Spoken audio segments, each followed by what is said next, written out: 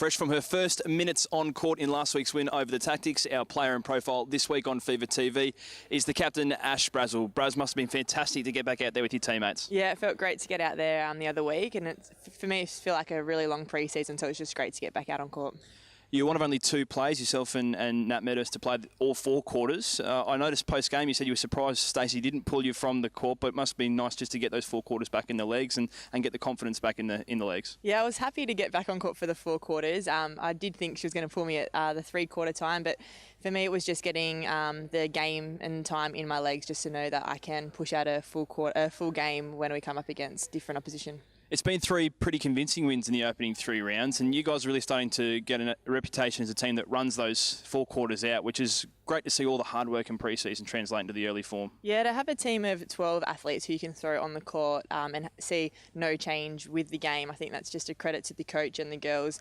And I think it's something that doesn't matter what team we come up against. Like, we don't know who the starting seven could be. We can throw out different players up against different opposition. So to have that in a team is, I guess, something no other team really has.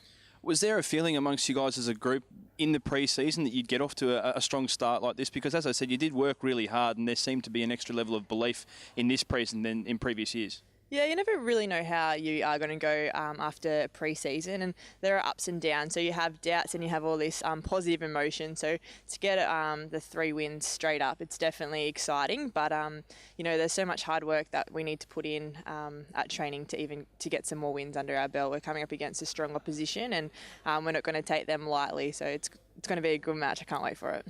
Another great challenge this weekend against the Swifts. They are a team in fantastic form and one that many people are at the moment calling their competition favourites. How valuable for you guys is a test like this so early in your campaign?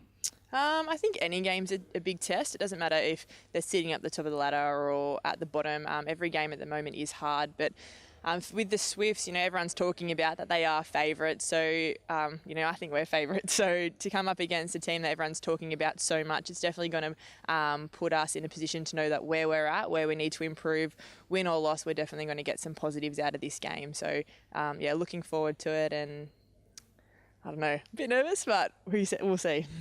Braz, we've built a great rivalry between our two clubs in recent seasons, and they have had the wood on us in the last couple of years, but they returned to HBF where they haven't played since 2013, and traditionally in the past, HBF Stadium's been a pretty unhappy hunting ground for the Swifts.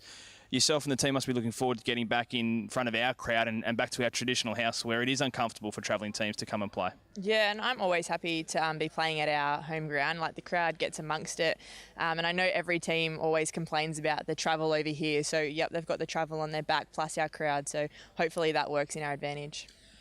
They are renowned as a physical team, the Swifts, and I know that you guys put a lot of work in over the off-season on your strength. You're in the gym an awful lot trying to find areas of improvement in that side of your game. You're looking forward to being able to test that side of it in an intense environment this weekend? Yeah, 100%. And you look at just our girls, how their bodies changed over pre-season. You know, we're stronger last year and we're even stronger this year. You look how the Swifts are performing, and they run hard, they take balls hard. So it's just something that we're going to have to bring to our game even more so, and I think that's exciting for this team. Does this game mean anything extra to you, having started your career at Swifts and wanting to be able to prove a point that you've come across to the West and grown as a player?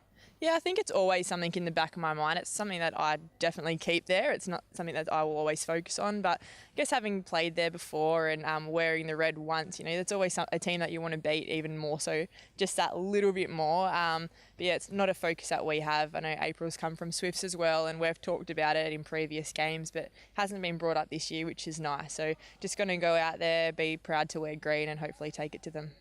Braz, for yourself personally, 2015 was a massive year. Your first year as captain, first year the team made a final series, you made your Diamonds debut. When you reflect on that year, are you happy with what you achieved? Could you imagine it would have been as big a year as what it was for yourself?